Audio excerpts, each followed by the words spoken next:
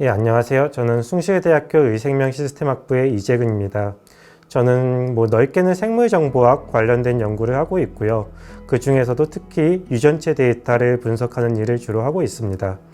최근 NGS라고 하는 DNA 서열을 밝히는 기술이 굉장히 많이 발전을 하면서 우리가 여러 가지 형태의 데이터들을 쉽게 많이 얻을 수 있게 되었습니다.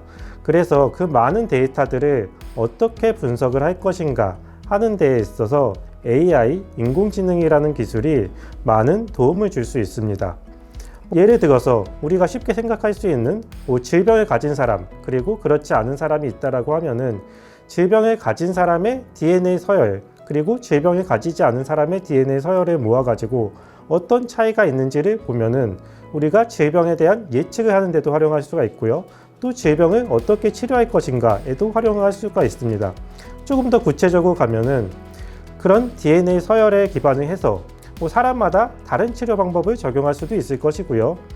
예를 들자면 동일한 질병을 가진 사람이다 라고 하더라도 또 동일한 약을 투여했다라고 하더라도 어떤 사람에게는 약이 굉장히 잘 듣고 어떤 사람에게는 약이 잘 안 듣는 경우가 있습니다.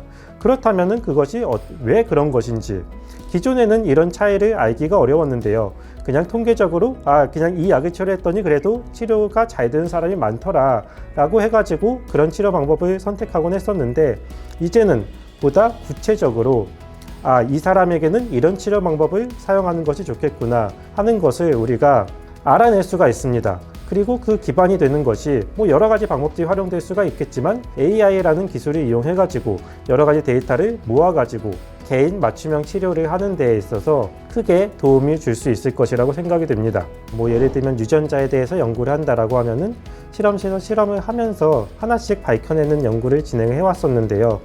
최근에 이제 컴퓨터 혹은 통계적인 기술을 통해 가지고 우리가 대량의 데이터를 분석하면서 생명체를 더 많이 알게 되었습니다. 실제로 생명체라고 하는 것은 어느 하나의 유전자, 어느 하나의 분자에 의해서 조절이 되는 것이 아니기 때문에 여러 가지 분자, 여러 가지 유전자 혹은 몸 안에 있는 여러 가지 물질들이 복합적으로 함께 작용을 해서 기능을 하는 것이기 때문에 작은 하나의 분자, 하나의 유전자를 분석하는 것만으로는 한계가 있었습니다.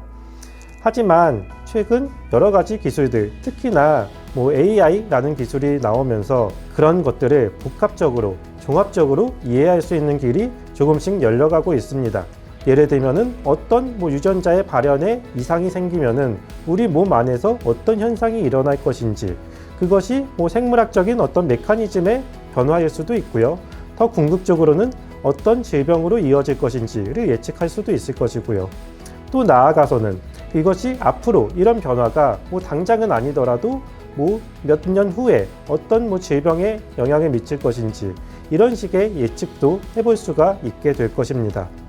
가장 많이 이야기가 되고 있는 게 영상 판독 관련된 이야기가 많이 나오고 있는데요.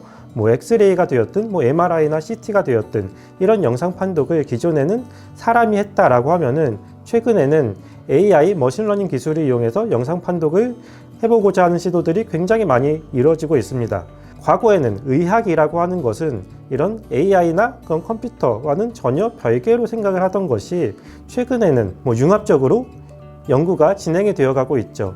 또한 여러분이 많이 들어봤을 만한 구글이나 페이스북, 아마존 이런 세계적인 IT 기업들 여러분이 흔히 생각하시기에는 그냥 일반적인 컴퓨터 하는 회사다라고 생각을 할 수도 있지만 그런 회사들 중에서 최근에 이건 바이오, 의생명, 헬스케어 이런 쪽에 관심을 안 가지고 있는 곳이 없고요. 또 그런 곳이 실제로도 굉장히 많은 투자를 하면서 굉장히 많은 연구를 하고 있습니다. 그런 컴퓨터 하는 사람들 측면에서도 이런 바이오 데이터를 분석하는 것이 굉장히 재미있는 일이 될 수가 있고요. 반대로 바이오 쪽 일을 하는 사람들 입장에서도 그런 AI 기술이나 컴퓨터 기술을 이용해서 할 수 있는 것들이 많이 있다라는 것을 우리가 생각해 볼 수가 있습니다. 저희 의생명 시스템학부는 원래 생명정보학과라는 이름으로 시작을 했습니다. 처음 생명정보학과라고 출발을 했던 것에서 알 수 있듯이 저희는 처음 시작부터 정보학이라는 부분에서 크게 강조를 하면서 시작을 했습니다. 대부분의 생물학과들이 기존의 전통적인 생물학 관련 교과목들 위주로 수업을 한다라고 생각을 한다면은 저희는 처음부터 이런 정보학적인 측면에서 기존의 전통적인 생물학 과목들은 물론이거니와 기본적인 컴퓨터 프로그래밍에서부터 여러 가지 알고리즘이나 아니면 생명과학, 생물학 데이터 분석에 필요한 여러 가지 데이터 마이닝 기법들이나 여러 가지 형태의 그런 정보학적인 과목들을 가지고 있습니다. 그래서 그런 교육들을 지속적으로 해오고 있고요. 앞으로도 그런 데이터 마이닝 혹은 바이오 데이터 분석을 위한 인공지능 혹은 기계학습 방법들, 더 나아가서는 최근에 많이 나오고 있는 딥러닝 관련된 그런 것들을 학부 학생들에게도 지속적으로 교육을 시킬 예정입니다. AI 시대가 아니다 하더라도 최근에 생물학 연구나 생물학 데이터 분석을 하는 데 있어서 전통적인 생물학도 물론 필요하지만 이런 정보학적인 분석이 거의 필수로 되어가고 있습니다. 그렇기 때문에 정보학적인 분석을 정말 제대로 할 수 있는 곳은 현재 국내에서는 저희 숭실대학교 의생명시스템학부밖에 없다라고 생각을 합니다.